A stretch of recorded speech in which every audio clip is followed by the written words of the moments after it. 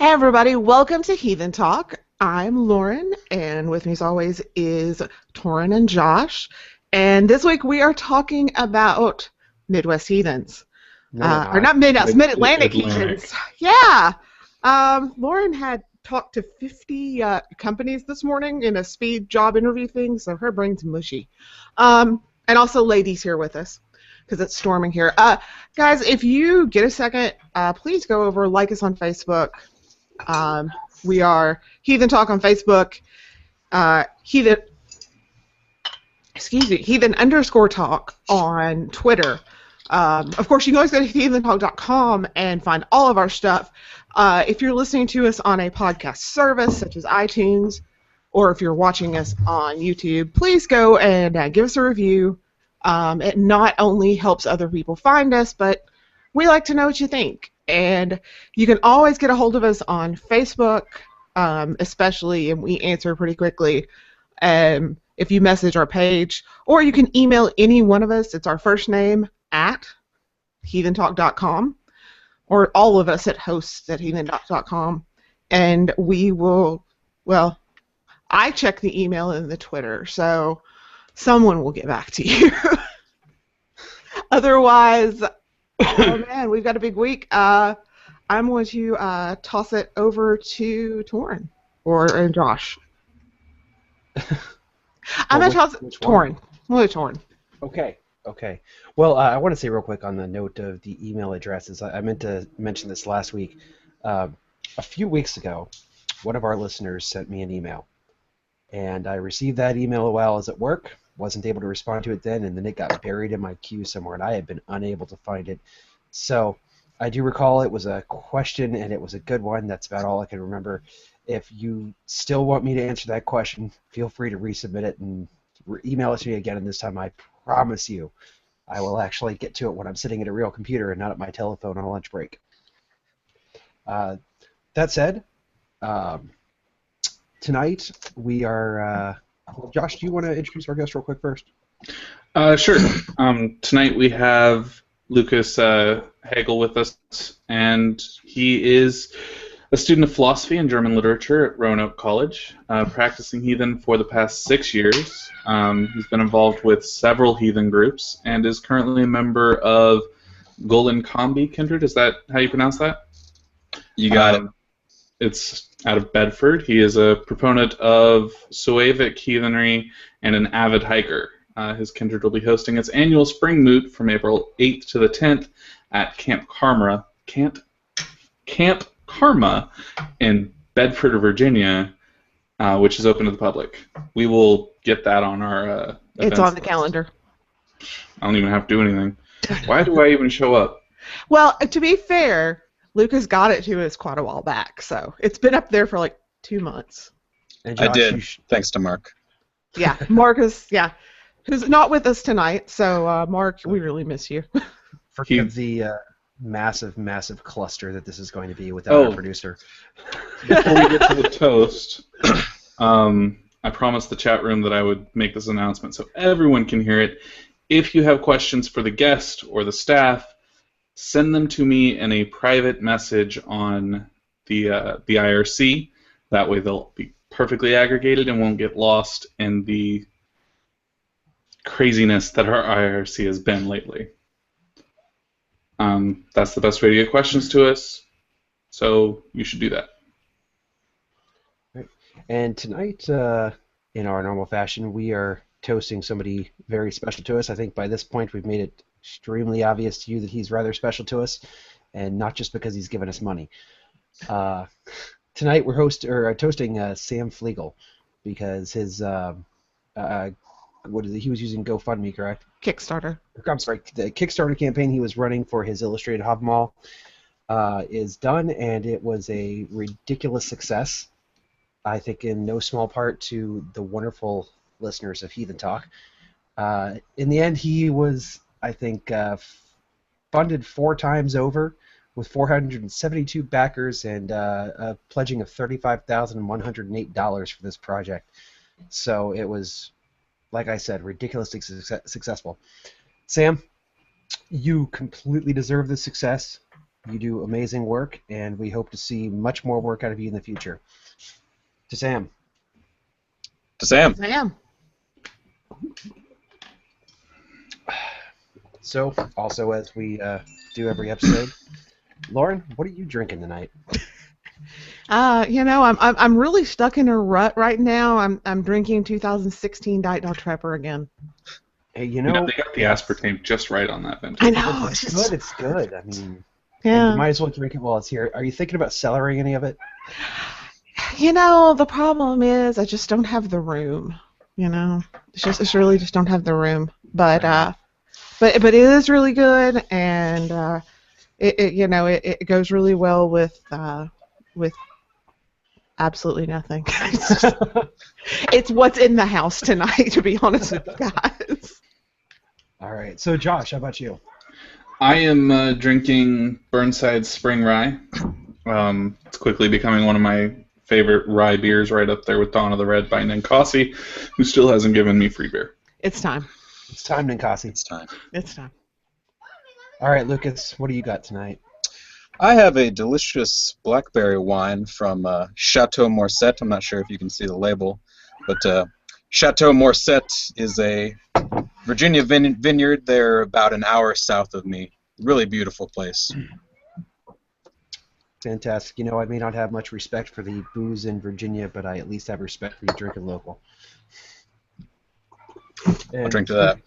Speaking of drinking local, tonight I'm drinking one of ours from two beers. It's a cold brew coffee porter, coffee brown ale, and it's really good.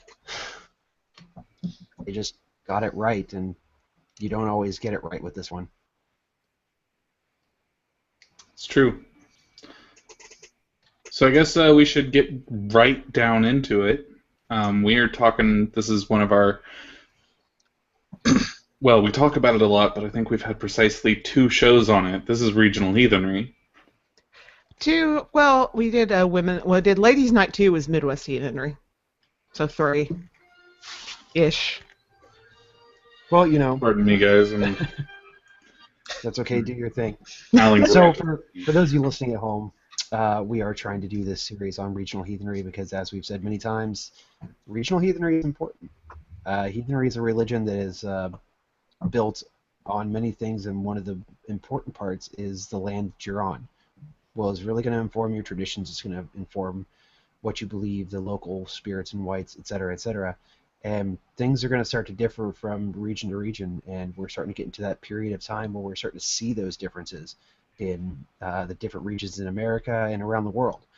So we're trying to bring you some snapshots of where that is, where heathenry is at in these different parts of the world right now. And, well, we conned Lucas into talking to us about the Mid-Atlantic region today. So Josh said an awful lot about you. Why don't we hear a little bit about you from yourself? All right. Well, I'm mainly a student at this point in my life. I just recently got out of the Navy. Go Navy. Going back. Yep. Go Navy.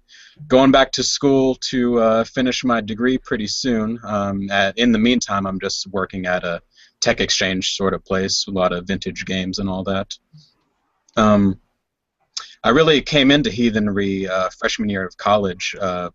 I joined the Pagan club at the school, and it was there that I met my first heathen, the man who would become my first mentor in heathenry, and just sort of launched from there. Since then, I've been a part of about 3 different heathen groups, and now I'm currently a full member of Gollinkambi. So it's been a pretty wild ride. I don't know if I'll be with this group forever, but it's a great group of people, really dedicated. Now, I have a question for you because I know this comes up in a lot of discussions, but I'm going to pick on your personal experience here for a minute. You were heathen through your time in the Navy. Yes, although my time in the Navy was pretty short. It was only about 6 months if you include reserve time.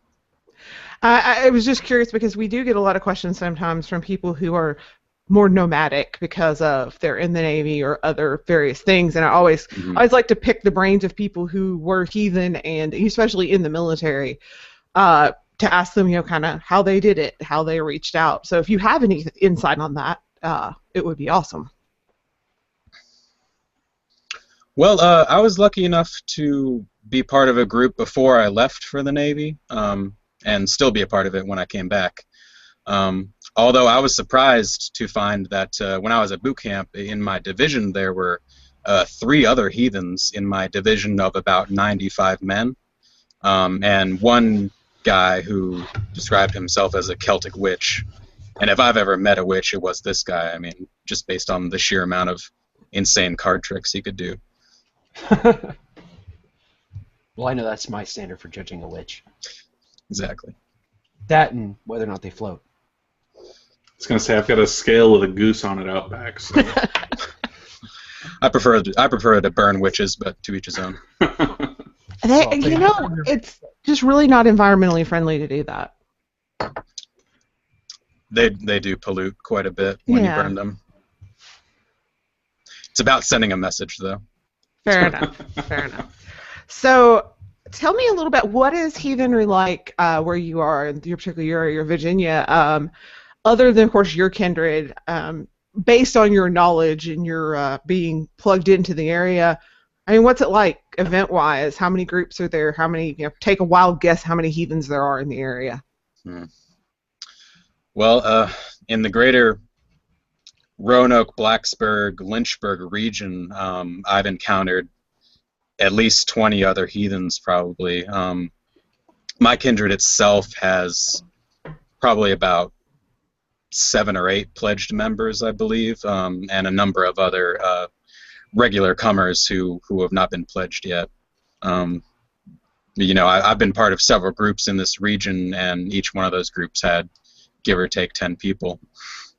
And then you have lots of heathens in the area who are not tied to any group and are not really interested in being tied to any sort of serious heathen group. So, but like you said, the regional variation has a lot to do with geography. Whereas a group out towards the coast in the Tidewater region might hail certain gods and whites that have to do with the sea. We're in a very mountainous region, so we have a lot of worship going towards gods like Uller and Skadi.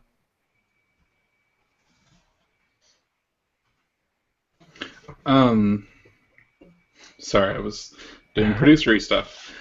So it's come up that at least out here in the civilized area of Cascadia, we can't get people to drive more than a couple hours to go to an event. Do you find that holds true out on your end, or? To a degree, definitely. Being in a mountainous region means that the roads don't go anywhere directly. You have to go around all the mountains to get where you need to go. Stop! You're gonna make me shoot beer out my nose. Josh, did you hear that? They think they have mountains out there. I heard.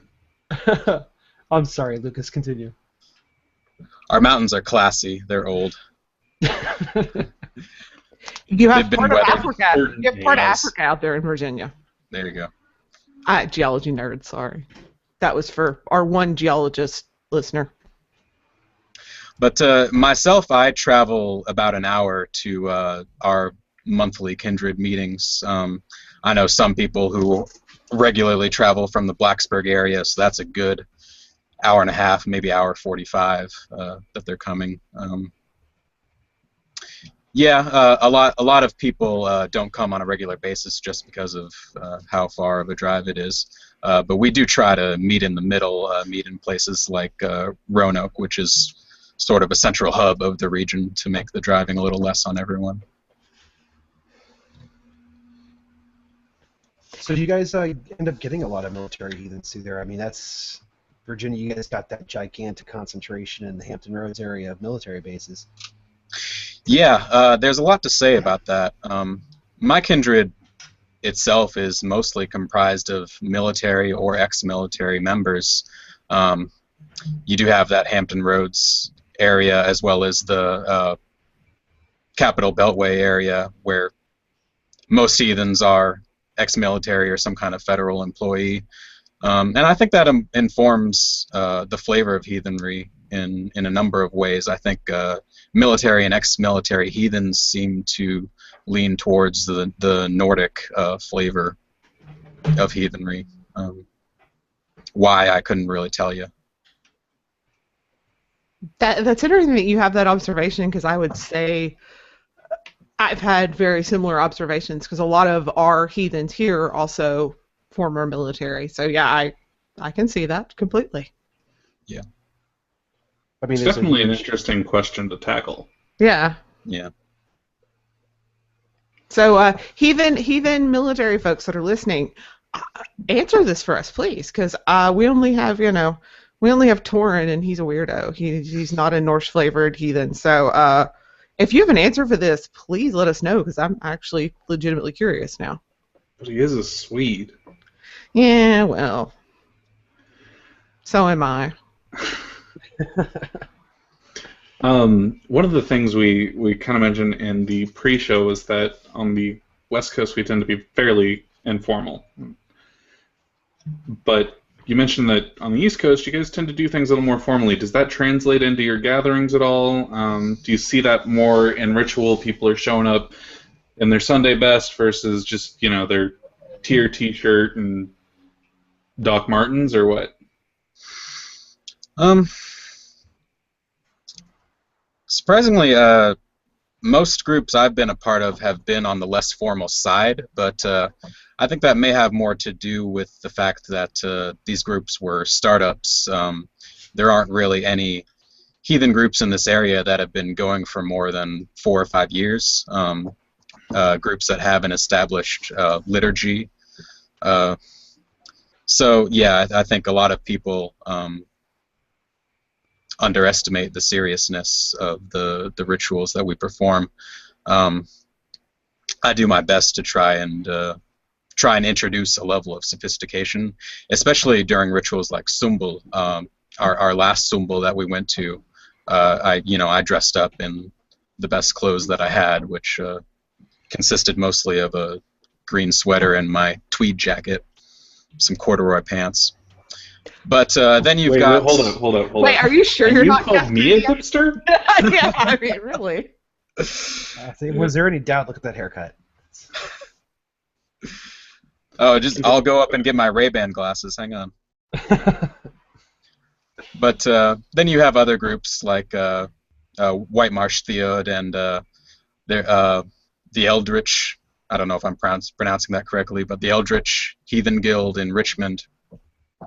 They're very Theodish and very formal when it comes to their rites. So.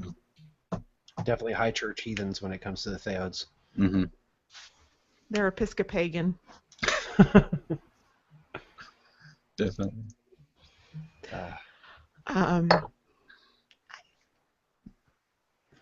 So, what kind of events do you have going on around there? I know, like, festival-wise. Tell me about the festival scene in the Mid-Atlantic. Okay.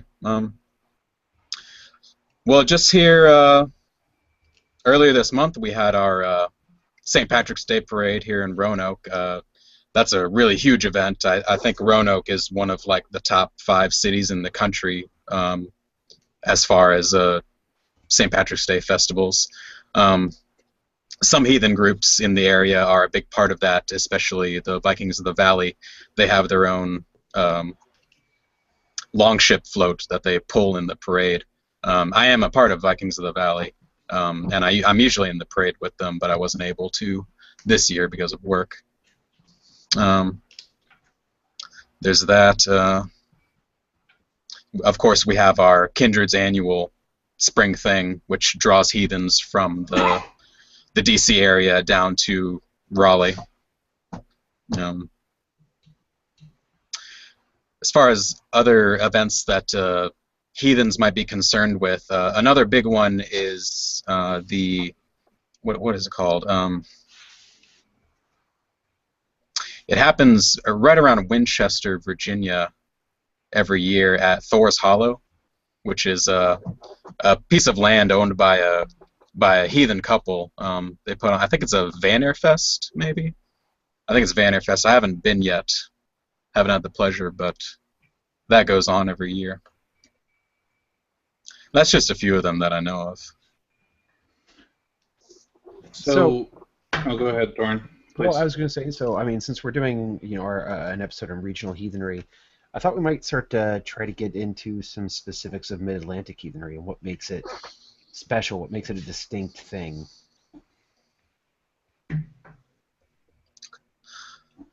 Yeah. Well, like I said earlier, Mid-Atlantic heathenry is very varied from place to place, and it also depends largely on your definition of the Mid-Atlantic region. A lot of people include North Carolina in there. A lot of people disclude Pennsylvania from it, but a lot of people do include it. So, I mean, if you're looking at Pennsylvania, Eastern Pennsylvania especially, you've got Rob Schreiber's group up there. Then it just gets weird if you include them. Yeah.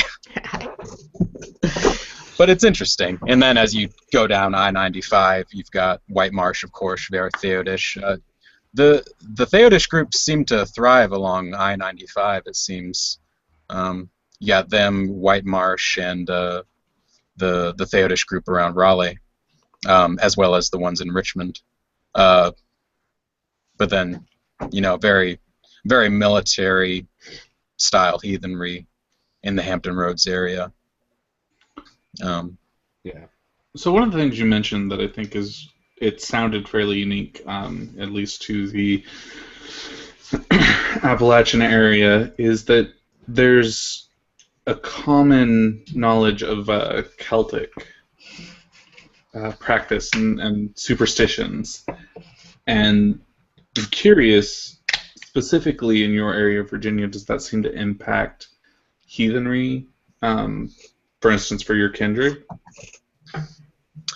Well, I'll tell you a short story. Back when you and I were discussing the possibilities of an episode on Appalachian heathenry, I went to my kindred's leader and his wife as well and asked them, if you had to describe Appalachian heathenry, what would it look like? And his wife, who herself, she's a very Irish woman, but she said Appalachian heathenry would be Celtic polytheism, just because of the families that settled this region were predominantly Irish and Scottish. I'm half Scottish myself. There are these commonly held sort of folklore superstition things that, like, you should leave someone's house through the same door you entered, or otherwise risk putting ill luck on their house. But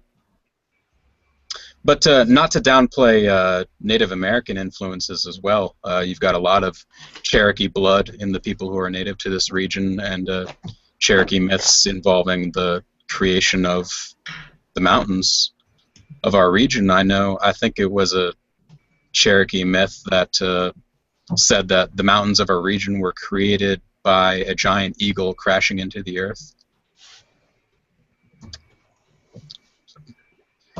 I mean, I think one of the interesting things that I've seen heathen groups in mountainous regions developing is sort of reverence towards what they consider to be sacred mountains. I know that the Urglauva group has this, and it's very reminiscent of the belief among the West Norse tribes of Helgafjell, which was considered to be that sacred mountain where the dead went after they died, and it was so sacred that you had to wash your face if you even looked in its direction. So that's something I'd like to see growing more in this region. Lord knows we've got some pretty spectacular mountains here. Well, I know as in the Ozarks, we share a lot. There's a lot of cultural similarities to a lot of Appalachian as far as just being that rural, mountainous southern people. And that's definitely something that I have experienced here as well, with certain mountains and certain places being considered sacred, although who considers it, it does kind of vary depending on group. But yeah, I definitely can see that's definitely something that's I'm seeing more and more in the Ozarks. I wanted to get this question before we transition out of this particular subject, but would the heaviness of the Celtic influence imply that the Mid-Atlantic Heathens might reflect a Hiberno-Norse attitude?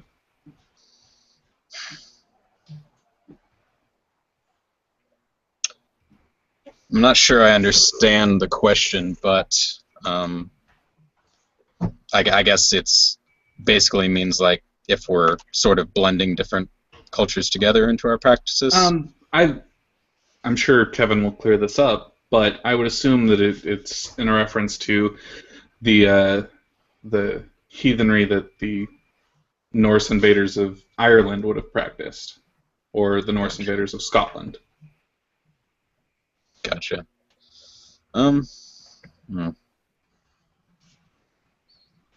Well, I had something, but I lost it.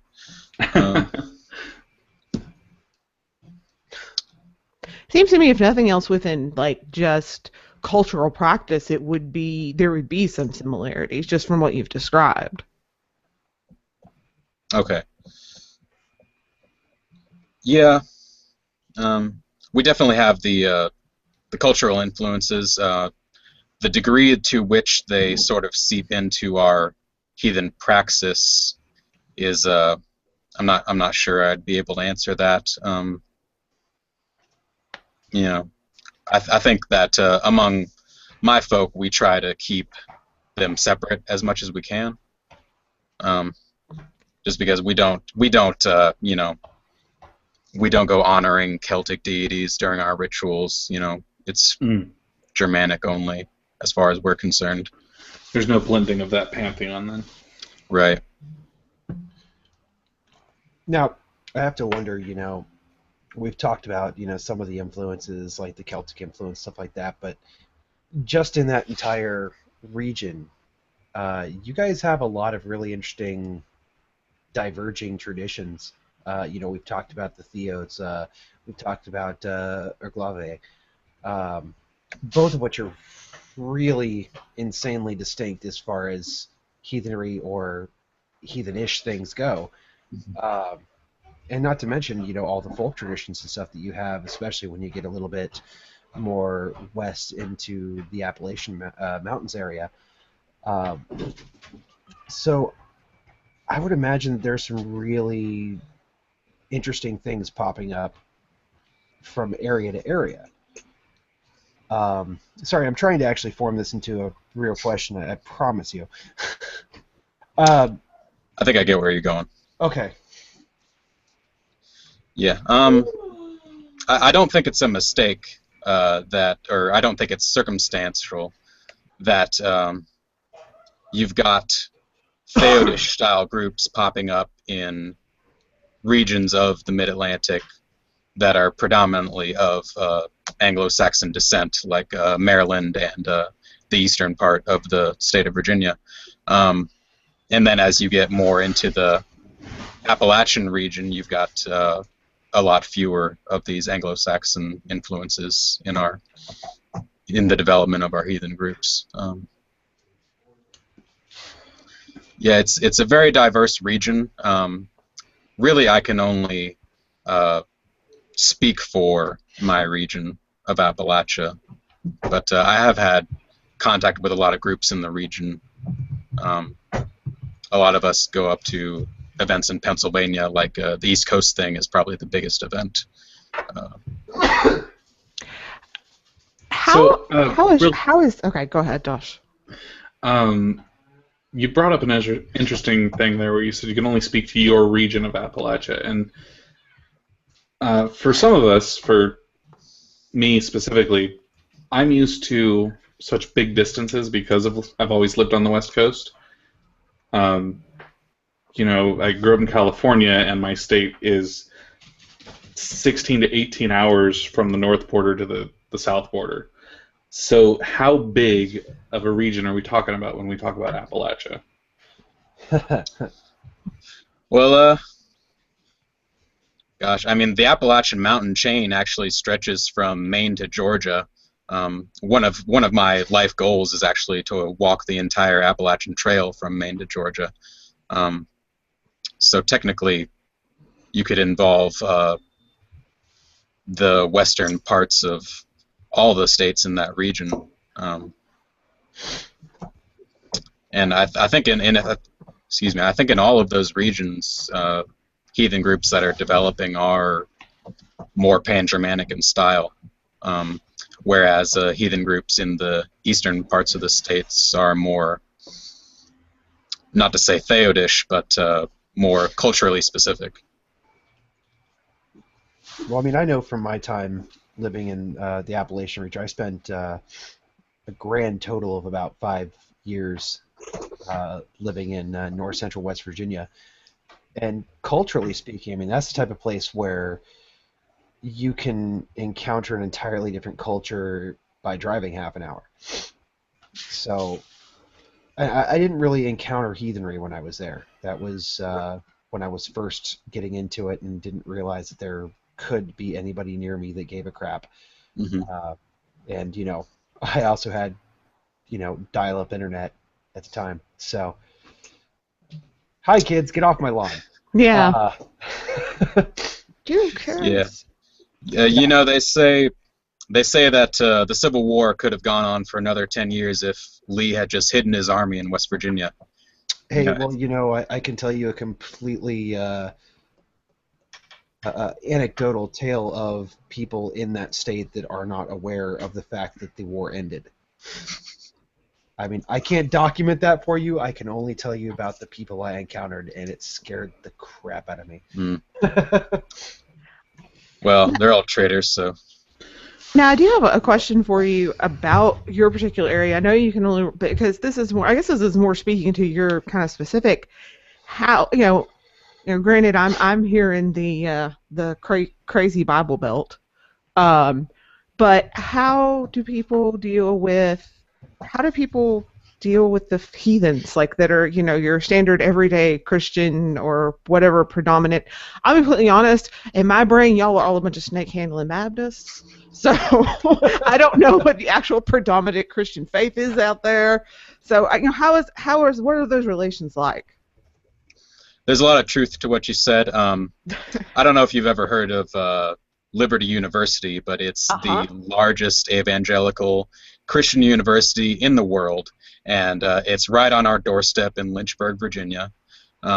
So we deal with a lot of crazies from that area. Southern Baptist is really the predominant religion around here. So we have to be really careful about our public relations because of that, because people can be so fearful of what we are and thinking that we're devil worshippers. And that's definitely a very similar experience to what I have here in the Mid-South, where it's mostly Southern Baptist. Mm-hmm. So I can empathize with that completely. It can be a very delicate line. Have you ever personally had to deal with crap from people for being non-Christian? Not to a great degree myself, although my parents themselves are very fundamentalist Christians, so they're not too keen on what I believe and what all that entails, and I don't really talk to them about it any more than I have to. Roanoke, the city of Roanoke itself, is sort of a small bastion of liberalism in a sea of red.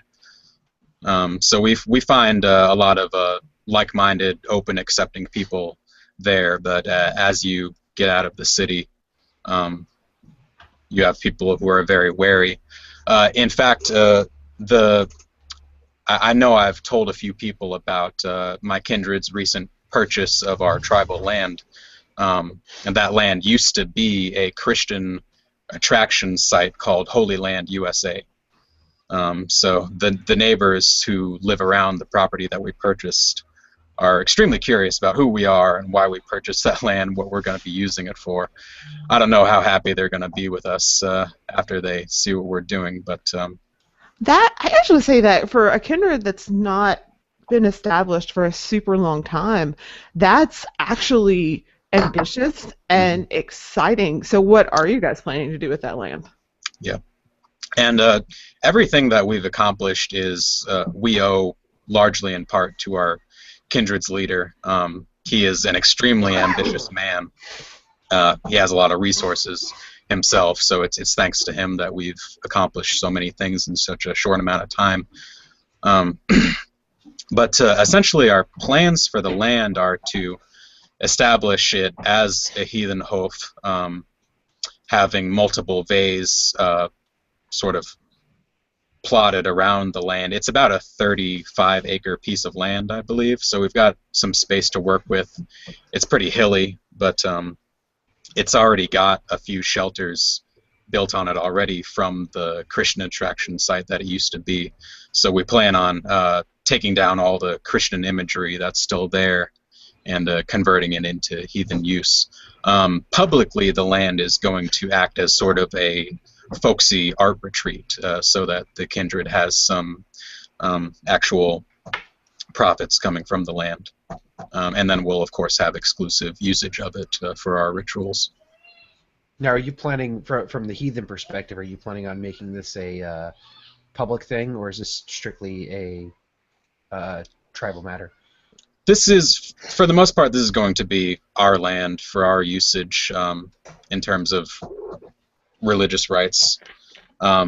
We probably will have our annual spring thing there in the future once we are a little more established on the land and have access roads built into it.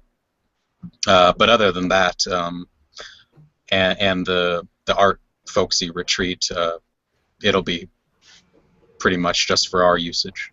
Kind of invite only. Yeah. So the question did come up from Misguided Penguin and the IRC, how you guys raised the money to purchase land for Sacred Space. Well, that's a great question. Honestly, most of the money for the purchase came from our Kindred's leader himself. I believe what the purchase was in his name. Our Kindred does have a good amount of donations coming in. We are an established 501c3, which is technically a church in the eyes of the federal government. So we get our tax breaks, and we have sort of monthly donations that come in. Not to say exactly how much money we have, but it's enough to suit our needs. That makes sense. I mean, I think there are several groups that are at the stage where they're starting to think about getting their own land and building this space for their people to congregate on. And knowing that there are people who aren't the wolves doing it is a good thing. Well, I know Bifrost Way over in Oklahoma, they've got their own land now, and they're building a hof, and so that there are more people moving towards that, and I find that interesting because it kind of runs, an opposite to my experiences in the general pagan community, where you had to beg and plead and cajole for people to donate $2 to help rent a pavilion. Yeah. So it's definitely interesting, and I honestly think that one of the things that as heathens we're going to have to start doing is looking at things like financial planning and those kind of things that weren't even necessary 10 years ago, and now as these groups are wanting land and you're wanting to have these pretty significant assets, there's a certain level of sophistication that's required and professionalism that it's really refreshing to see happen. We need more heathen investment bankers. I tried, I did wear my axe today, hoping to like osmosisly convert some of these recruiters. So, because we had a bunch of like finance people. Yeah, to speak more to that, again, a lot of our high level of organization we have in our Kindred is thanks to our Kindred's leader. But if you came to one of our gatherings, you might think we were just Christians, to be honest, because save for me, most of the people in my Kindred are clean-shaven, very professionally looking people. Like I said earlier, most of them are military, ex-military, so they can't have beards, or work in the medical field. So we have a high level of professionalism among us, thankfully. And that's interesting. I always have found that it's interesting. Regionally, you see a difference of who's drawn into heathenry. It almost seems like, I don't know if that's a casualty of just the fact that who's predominantly in the region, or I've always been curious about that, but not curious enough to actually study it. So whereas in certain areas you have a lot of ex-military, in certain areas you have a lot of what I would call good old boys, and in some areas you have like kind of the hippie people like me and the academics. That's what we are. But I do find that interesting, and especially I could honestly say I don't know that I've been around a lot of kindreds where the majority of the men were clean shaven. That might scare me. That'd certainly be weird, but then again, out here I would feel the same way if the majority of the men around me of any religious persuasion were clean shaven. It's more common down here to see clean shaven men, but in Oregon at least, we tend to see more heathens of a very blue collar, very redneck persuasion, and it definitely colors gatherings a little bit. You see more people in overalls and Carhartts than you do in slacks and dress shirts like when I show up. So, I'm in Arkansas, and I've never been to a heathen ritual where anyone was wearing overalls. I'm just going to state this for the record because people talk crap about Arkansas, but we've never worn overalls to ritual. I didn't say to ritual. I said to gatherings. To gatherings, I've never seen. So two different things. Of course, around here there's a lot of overlap here between SCA and heathens. So you see a lot of garb at our stuff. So I can't really say anything. Yeah, Oh, go ahead, Lucas. I was just going to say we have a very active ADF Grove in our area as well.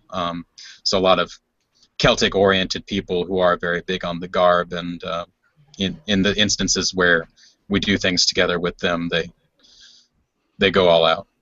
So what is your opinion on ritual garb, like dressing up in period clothing? What's your opinion on that? My opinion is that, and I believe Toby is the one who I got this little phrase from, but if you don't treat something as sacred, then it isn't.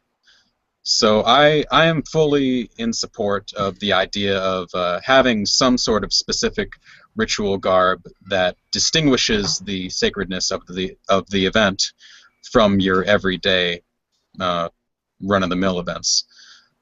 Whether that translates to sort of a anachronistic Viking-style garb, or just putting on your Sunday best, suit and tie. Whatever really floats your boat is fine with me. Just because it all shows reverence for the event. So I kind of want to. I do want to transition a little here, but before we do that, we had two questions that came up due to our earlier conversation that I kind of want to get to here. The first one is basically they overheard us making jokes about witches, and they want to know if we really hate witches. Yes. Next question. No, okay, I'm gonna say no. I'm gonna say this here. I attended Wilson Theological Seminary, which is a Wiccan seminary, because it is pretty much the only pagan undergraduate level seminary in the world, and received a pretty good education. I have dear friends that are lineage Gardnerian Wiccans, and I know some some older voodoo ladies that would can kill you by looking at you. So I don't have any problem with witches. Witches are great. Please don't hurt me. No, I was mostly joking. My first experiences with paganism in college was with the Pagan Club, which was essentially just a group of witches, or kids who thought that they were witches. But a lot of heathens in this area came to heathenry from Wicca first. So we're definitely tolerant of Wiccans, and on the whole, people who refer to themselves as witches. We get along. We do events together, like a Pagan Pride Day, which doesn't go on anymore, but we've sort of replaced it with an annual meeting at the Universalist Church in our area, where pagans of all paths are invited to come and meet and talk with each other about what we believe, why we believe it. For my part, I have nothing against witches.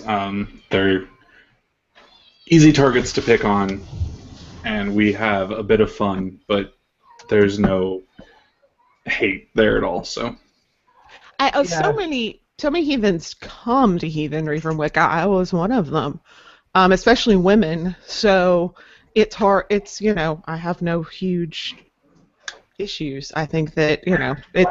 For some people, it's a stepping stone into other paths, and for some people, it's a real legitimate thing that I think part of the problem is that there was a lot of blend between the two in early heathenry, because people bought into oh god, I feel like witch cult of Western Europe is starting to become a drinking thing, because I say it way too much now. Bought into witch cult of West Europe being legitimate when it was pretty much made up out of whole cloth by a guy from Denmark. So I guess to me it's that's kind of where sometimes there's that kind of like knee jerk. Oh, we're not Wiccans. Yeah, I suppose for my part, I don't have a problem with Wiccans or witches. I have a few good friends that I would count that would probably call themselves that. Yeah, I know exactly how that sounds. You have a Wiccan friend? Yeah. So it's okay. I can use that word. No, I think what it comes down to it is that there have been, when you're looking at the theological community of heathenry, of Wicca, or of just paganism in general, you see a lot of conflicts between heathens and Wicca, and it boils down to two cultures that really have absolutely no idea how to talk to each other. Each of us do things that the other finds ridiculously offensive, and neither one of us has any concept on how to either accept that or to communicate it in the other direction. Mm-hmm. So you end up getting a lot of hate and animosity in both directions. And when it comes down to you, I like a lot of witches, but I hate witches.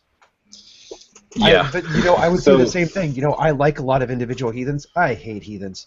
Heathens suck. Yeah, and that's most of the reason why we put on our annual event with the Greater Pagan Fellowship of the Roanoke Valley, so that people who are mostly witches and heathens can come together and have a really educational face-to-face experience, talk about what we believe. And personal prejudice aside, I think a lot of witches are just heathens who haven't converted yet. I was just on that topic. There's this really great essay that was written 20 years ago called "The Pentagram and the Hammer," and it was written by a Wiccan and a first generation Osseter.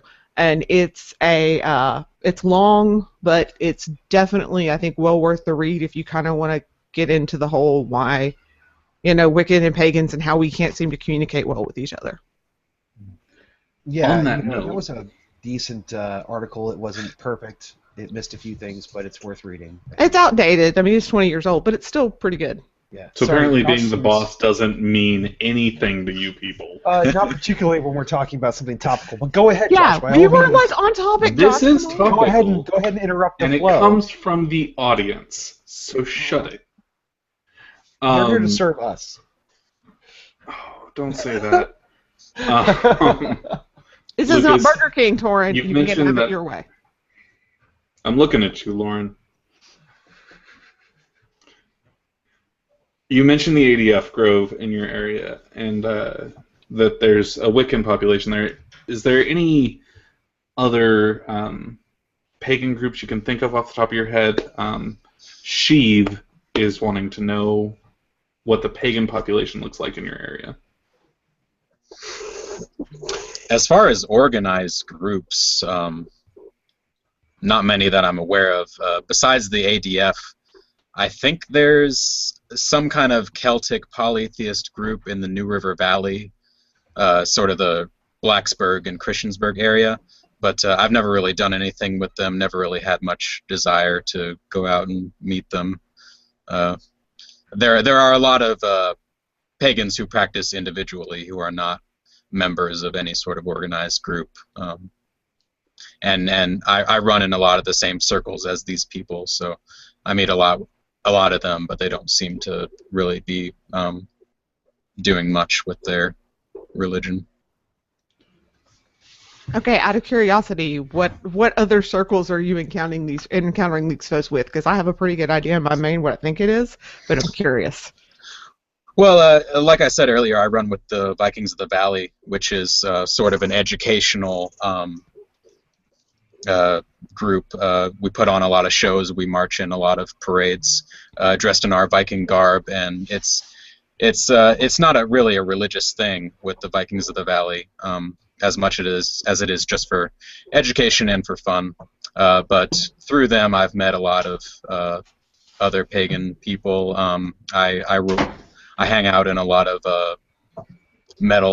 heavy metal circles. So yeah, there's a lot of pagans who come to these local heavy metal bands play at the pubs.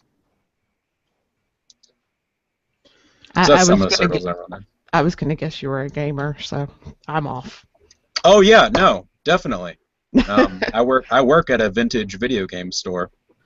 I've met most of the best pagans that should be heathens by playing D&D. So there you go. So one last point before I kind of want to push us a little somewhere else. We mentioned earlier the point about most servicemen being into Norse-themed heathenry. Apparently that was taken as negative, that we thought that was a negative thing. And I just want to clear up, we don't think it's a negative thing, it's anomalous. There are a lot of types of heathenry, and that one specific flavor is so popular is kind of strange. I think it's fascinating, and no judgment. I think it's really, I really would like to figure out what that kind of correlation is. I think it's fascinating. Yeah, I'm sure it has a lot to do with just how militant late Norse religion was in its centralization of authority and establishment of these religious war bands that fought with their lord or their king or their chief. So I think it has a lot to do with that, but there may also be some influence of just ignorance, not ignorance in a negative way, just to say that most heathens in the military are Norse themed, so if you're in the military, then that's all you really encounter. You don't really encounter Theodish heathens in the military, as far as I'm aware. I'm sure there's got to be a couple, but it would be really, really hard to be Theodish and in the military. Yeah. Something serving two masters. Mm-hmm. I mean, I think more than anything, it'd be very difficult to meet your obligations to a Theod while being as transient as military is. I think a lot of it has to do with simple popularity. Most heathens are Norse-themed heathens.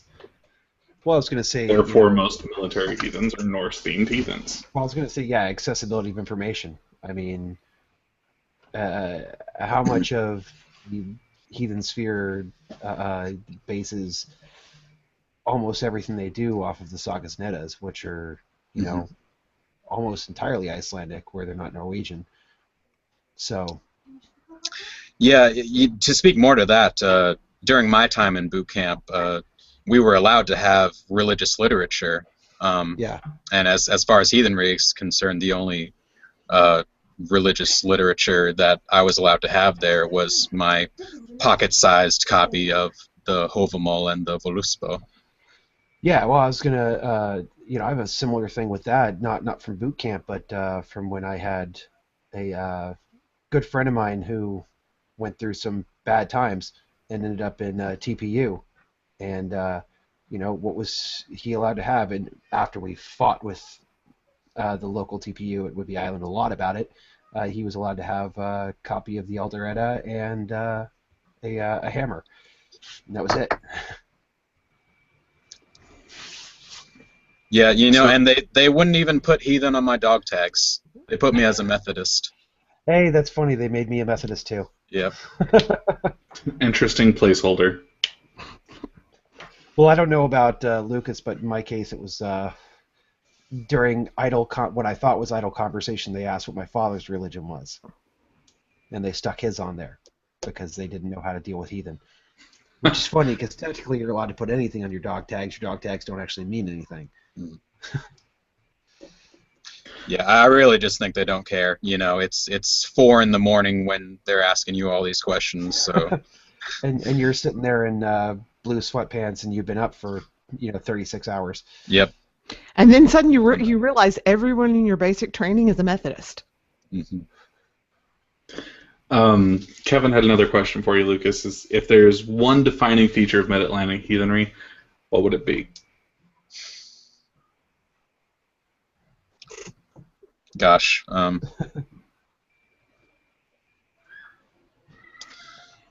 Well, because it's so varied, because the Mid-Atlantic region is so large and heathen groups are so varied, I don't really know. I guess other than to say that Mid-Atlantic heathenry has a lot to do with the geography of your region. You know, going from east to west, it's like very Norse. Then in the middle, sort of more Anglo-Saxon Theodish, and then as you go into the mountainous area, it gets a lot more Pan-Germanic in practice. Well, I heard you talk a lot earlier about there being a certain level of formality to ritual and heathenry in general around there. Would you say that's a defining characteristic? Honestly, no. As much as I would like to say it is, probably not. At least outside of the Theodish groups, probably not. But I think that mostly has to do with just our lack of establishment, having been around for a long time.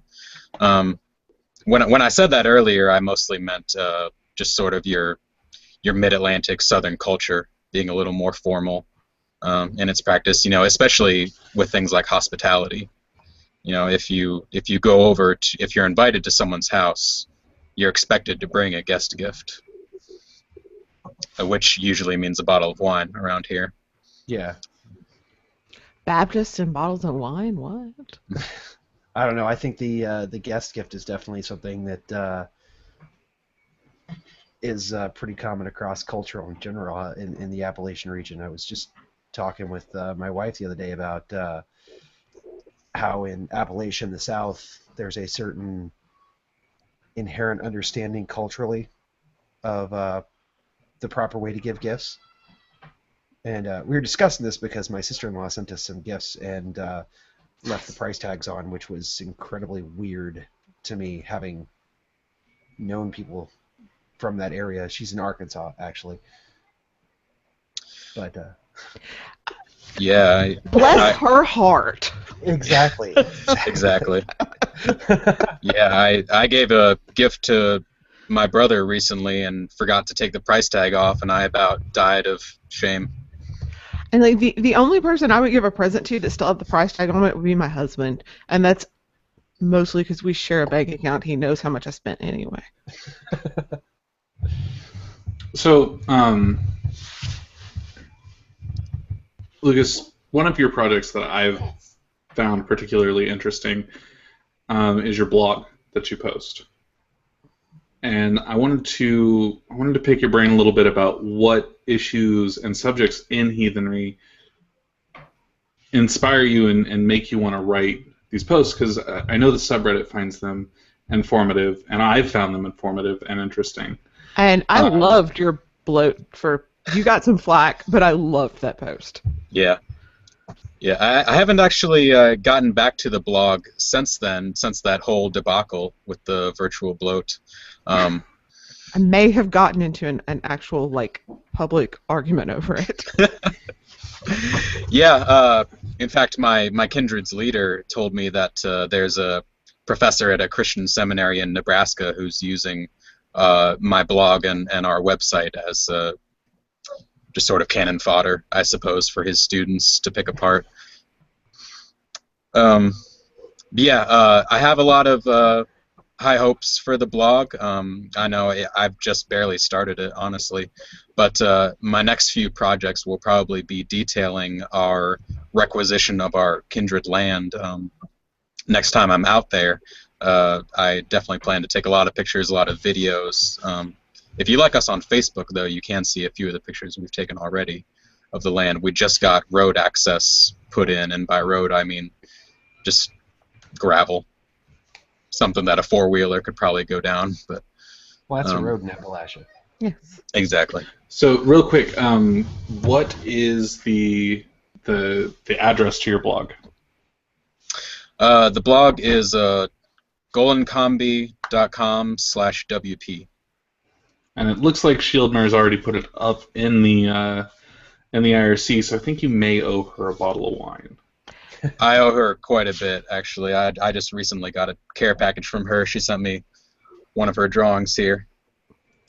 So, very cool. Yeah. And that will also, if you're listening on various and sundry podcasting networks to the archives, the link will be in the show notes. So go visit, read it. And that bloat article just, that is the whole, of course, granted, that's, oh Lord, I've had a week about that kind of stuff anyway, but that whole thing with online bloat, and I want to ask you, okay, so my big pet peeve right now is words having meanings. And how does that, I think, factor into kind of some of these perspectives about things like online bloat? To me, words have certain meanings, and that's not part of it. What do you think? Well, I recall Aleglad posting on the subreddit last week, I think,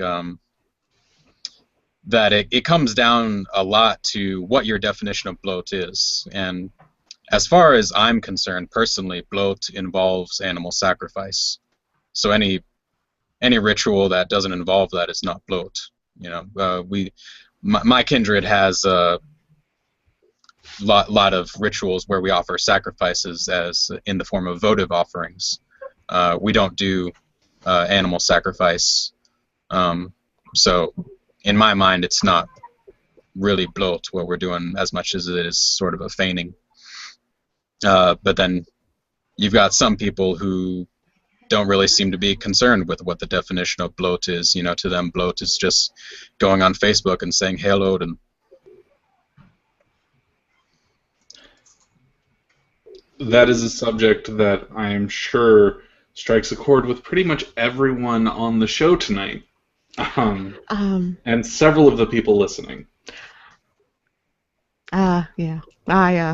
Listen, I'm not saying that I've gotten into a very public argument on Reddit this week, but this is my circus and these are my monkeys, to paraphrase. Yeah. I think that it's, okay, so this is an interesting question.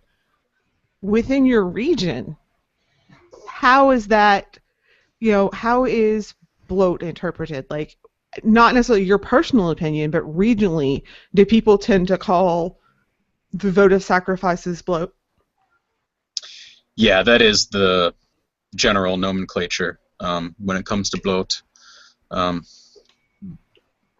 Votive offer. I've never personally seen, I've never heard or seen of any groups in the area engaging in animal sacrifice. You know, most heathens that I know just don't have the logistical capabilities of doing that, and the ones who do are kind of hostile to the idea. And this mostly goes back to a PR standpoint. You know, we live in the Bible Belt. We have to be careful about what we do, and we are very public with what we do. So we don't want all the kids from Liberty University knocking down our door. Yeah, logistics have been I think are a huge issue for a lot of groups, even without take out the public thing. I mean, a lot of us live in places where it's illegal to kill animals in the city limits. Mm-hmm. Stupid zoning. I think out here we would, welcome them knocking on our door to tell us they had a problem with what we did. But that comes back to the whole we're informal and we don't respect authority in Cascadia. Mm-hmm. Like it's a very common thing for our heathens to have a who cares attitude to what the local populace or authorities may think of having a bunch of heathens doing things. Yeah, well, I think more than anything, it's we respect the law, just not the lawmakers. Okay, that brings up a really interesting point, because it's a different perspective, I would say, that I have and Lukas has versus you guys. How does that I do kind of wonder, from a theological point of view, who's right? Because to me, not caring what your community, your middle yard, as sometimes we refer to it here, thinks is not necessarily a beneficial thing to the tribe. That's my own personal opinion. Whereas in Cascadia, that's one thing that I've always kind of had issues with, to people who have that more rebellious, isolationist attitude. That to me, being like you said, Lukas said earlier, you would think it was a Christian group. The biggest compliment around here is, well, I thought you guys were Christian, because we fit into our community, we do things, we act like, we act like everyone else and productive members of our community, and don't necessarily have that attitude. Well, screw you guys, I'm good. I gotta clear something up here. Yeah. Our attitude of we don't care what you think is us fitting into our community. Exactly. That's not an anomalous thing. Gotcha. Okay. The Christians are just as likely to go have beers in a public park as the heathens. Exactly. I mean, it's saying I thought you were a Christian. It isn't necessarily a compliment around here, but then again, it isn't necessarily an insult either. It's just a misunderstanding. It's because they're not on a pedestal here in the local community, as they would be in other places, especially in the Bible Belt. Yeah. Now, having someone say, "Oh, I thought y'all were a bunch of atheists," might be a compliment out here. Not one I want, but it might be one. It could be. It could be. Real quick, this is an honest question from someone who has decided they needed to spam me with a bunch of questions. Lukas, if you had to pick 3 books for new heathens, what would you pick? Ouch. I saw that pop up, and I'm prepared for it. I have them sitting right here, actually. So, not to act too much like a disciple of Toby, so to speak, but I think that the 3 most important ones are definitely Myth of the Eternal Return by Eliade, Culture of the Teutons by Gronbech, and We Are Our Deeds by Wildening. Although We Are Our Deeds I'm not extremely keen on, and I think that probably just has a lot to do with all the grammatical errors that are in that book. But if I had to recommend a fourth, there you go. They're all sitting right here on my desk too. If I had to recommend a fourth that I'd say was equally as important, I would say Elves, Wights, and Trolls by Stephen Grundy. I like that book a lot. So Yeah. I do want to let you know some of the questions I've been spammed with here. I think this is important. They want to know how you grew your beard out to be so sexy. They want to know. I'm half Scottish. They want to know how much they need to study, how early they have to get up each morning to be half as sexy as you are. I'm up at 4 a.m. every day. Takes me at least 3 hours to groom the beard before work. Beards are they're a commitment. It's a way of life. Well, and you've got like that nice like wave going on the beard, so and that takes some effort. You probably have to get a flat iron for that or a curling iron. Yeah. It's all in the genes, baby. Yeah, that's natural. Yeah. They also want to know what made you think that you had the air of authority to come on and ramble to a bunch of drunkards. I was invited. It's true. We invited him. No. But really, there's one they think is a joke, or at least I think they think is a joke. But I'm interested in. Do you consider yourself a leader in your heathen community out there? In the region, I would say yes. And only because the past several groups of heathens that I've been involved with, I've generally been in charge of education in those groups. So suffice it to say, I've devoted a lot of time to study. By no means am I an expert. I don't presume to be the end-all, be-all when it comes to those things. Every time my kindred and I get into a heated argument, I learn a new perspective from them. So what kind of led you into taking those roles of being a teacher? I think it's just has to do with my personality. All my life I've sort of been in the student mindset,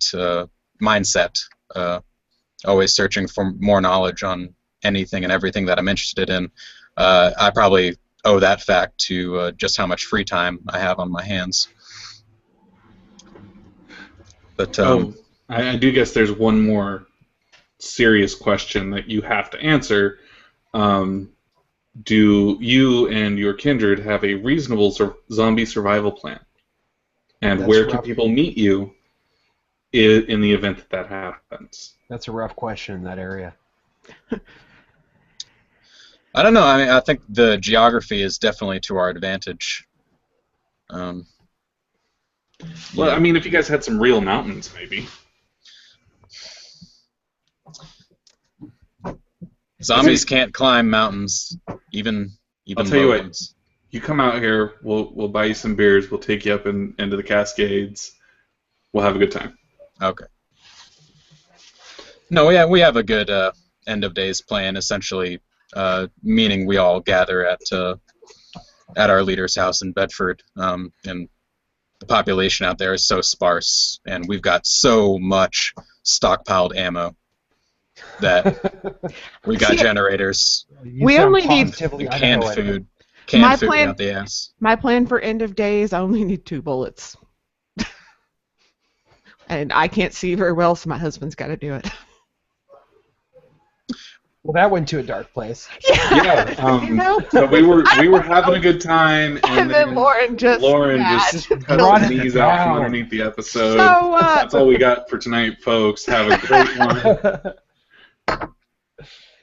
So, here's a question. Then we'll go back to leadership. How about that? What do you think are some of the things that is lacking in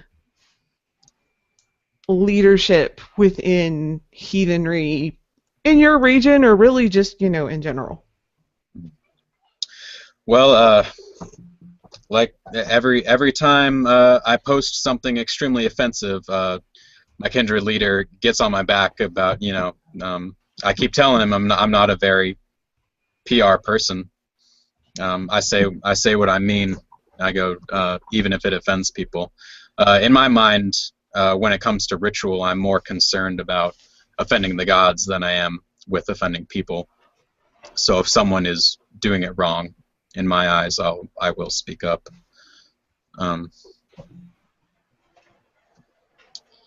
So, what was the question? Kind of what some of the challenges and deficiencies in heathen leadership are right now. Okay. In my region or just in general? Both. Okay. In my region, you know, I don't want to speak ill of my Kindred leader. He's a great guy. He's extremely intelligent. He's a physician, and he's a lieutenant colonel in the Air Force. So he's a very, very intelligent, very well-read man. Which isn't to say that if I were in charge, I would definitely do things differently. But I'm happy with the way things are running in this area.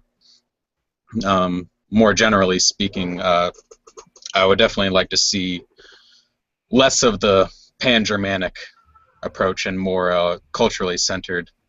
And I'd like to see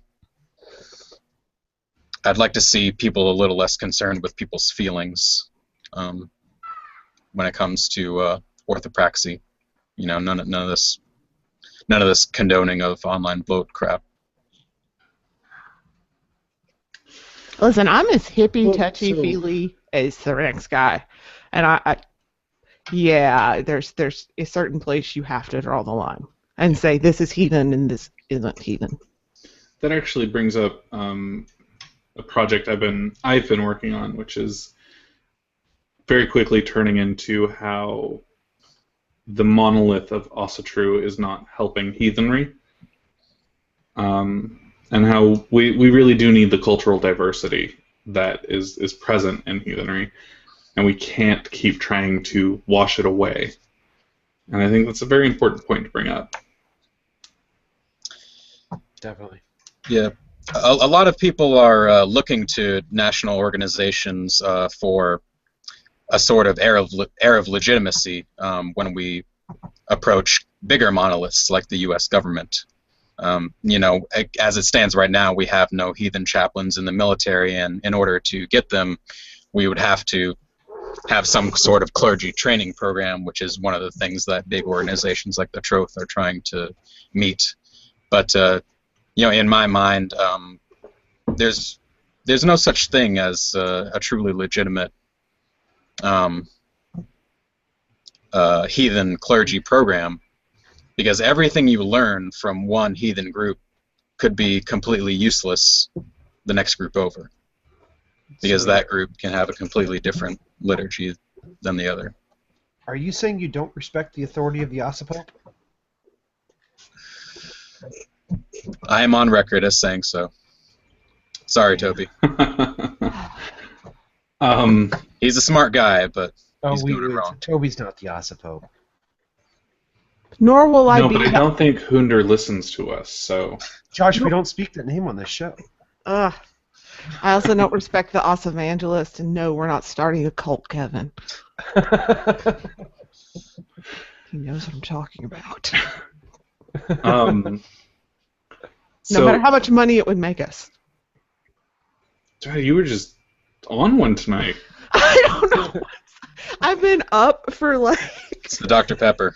It's seeping into her brain. Hard, apparently. Oh, guys, I've been up since like 5:30, and yeah, I'm a little slap happy. So in that vein, one of the reasons we keep talking about the regional heathenry is because the ancient heathenry was very much regional. It was very much tribal. It varied from tribe to tribe and neighbor to neighbor. How do you see that progression moving forward, or do you think that the East Coast, the Appalachian region in general, is going to end up breaking up into much smaller regions and having more similarities with just their neighbors versus someone who lives, say, in the Georgia area of the Appalachian region? I think I definitely see that pattern developing. I think it was on last week's Theodish episode where they talked about how almost every new development in heathenry has started with the Theodish groups. So I think as heathenry develops along the East Coast, it'll develop in a Theodish or sort of a proto-Theodish fashion that just sort of lags behind the actual Theodish groups by a couple decades, probably. Theodish-ish. Yeah. Basically, like, if I were to describe my kindred, I would say we have a lot of proto-Theodish qualities about us. But then, living in the state of Sic Semper Tyrannis, we are ruled by no king, so there is definitely a distrust of authority among us as well. Well, that does make sacral kingship a little difficult. It does. I live in the Beaver State. Is that what you worship? What's funny is I've been living in this state for 9 years solidly, and then every summer since I was a very small child. And I've never once seen a real beaver. I've seen plenty of nutria, but never once have I seen an actual beaver. I find that interesting because I thought nutria were a New Orleans thing. Oh, they moved them out here for their fur. There were some people who thought they were just going to farm them, and cute. It didn't end well. So, what else about heathenry recently or going forward has you excited? What are you wanting to get your teeth into to talk about? Well, like we said earlier, personally, I'm a big proponent of Sueic heathenry. I know there's one group in the Raleigh-Durham area who is sort of a Theodish, continental, Germanic style and practice. So, sorry to interrupt you. Could you tell explain for the audience a little bit what Sueic heathenry is? Yeah. So it's generally based upon the religion of the High Germanic tribes in the southern parts of what is today Germany.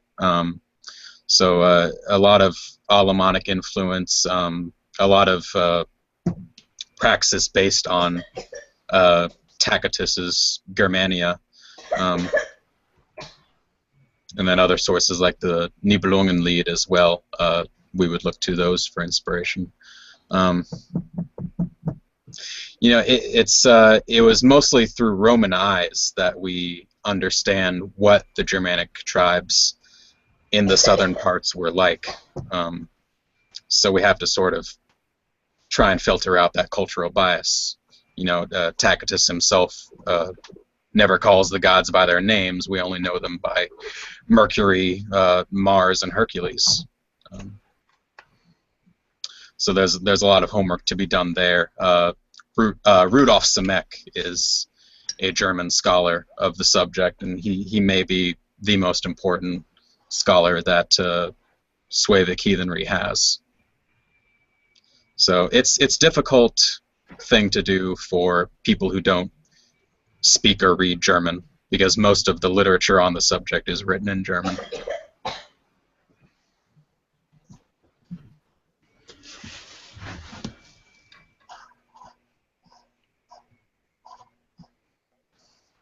Well, I guess you kind of shut us up, didn't you? Yeah, I'm going to be completely honest that that's an area I know very little about, mostly because my interest has been Scandinavian, mainly because that's where my family's from, and that's where my great grandmother traveled and learned the customs and that kind of stuff.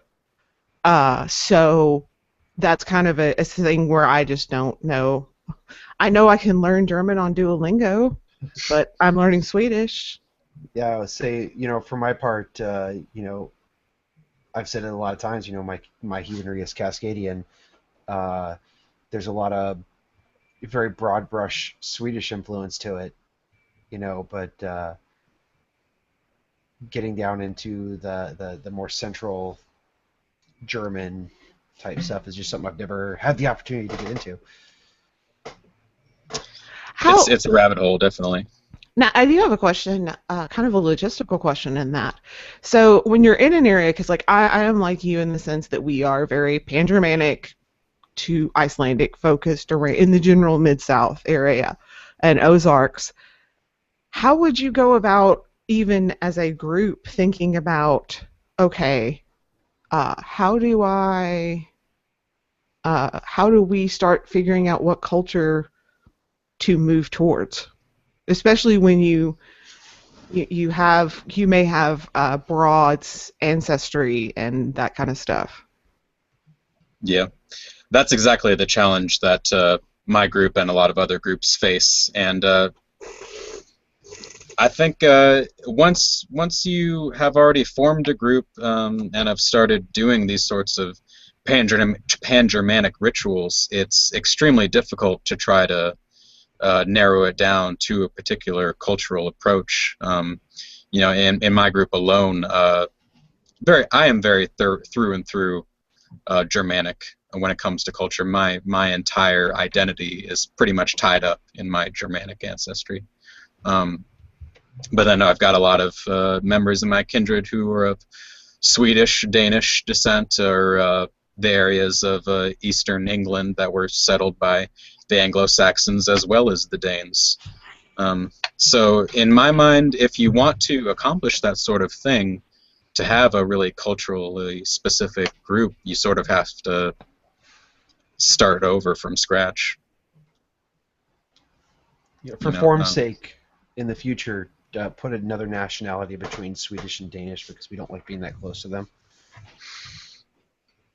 I'll consider it. I would disregard the request, but that's just me. But honestly, as far as Sueic heathenry, I don't see it as thriving very well in this region, since this is largely a Celtic and Anglo-Saxon region. We see Orglava doing very well in eastern Pennsylvania because it is largely of German descent up there. So, if I started my own kindred one day, I would definitely want it to be sort of culturally specific, but given the ancestry of people in this region, I would probably have to relegate it to a more Anglo-Saxon form.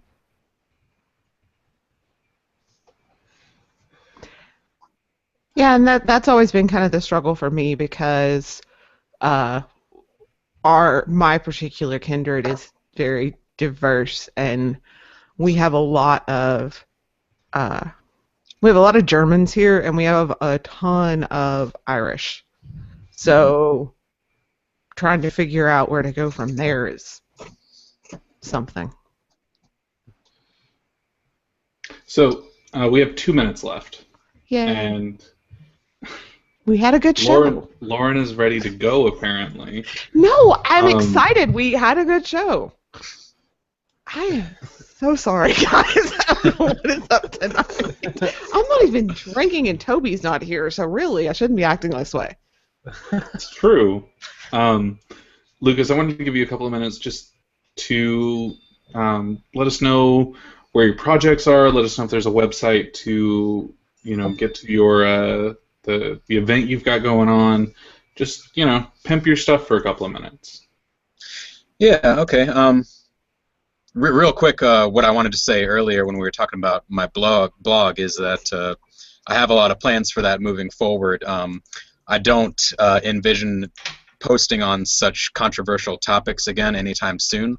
I did a post a couple months ago on Balder as a Thonico funerary deity, and that's a subject I'd really like to revisit in the future. But as far as our event, like I said, it's just in a couple weeks now, 1 week actually, April 8th through the 10th at Camp Karma in Bedford, Virginia. And you can find the event on our Kindred's website at gollinkambi.com. and that'll provide you a link in the sidebar to the registration for the event. It's $60 per adult. Kids are free. It is a semi-handicap accessible event, and it should be a lot of fun. Very cool. Families, children welcome.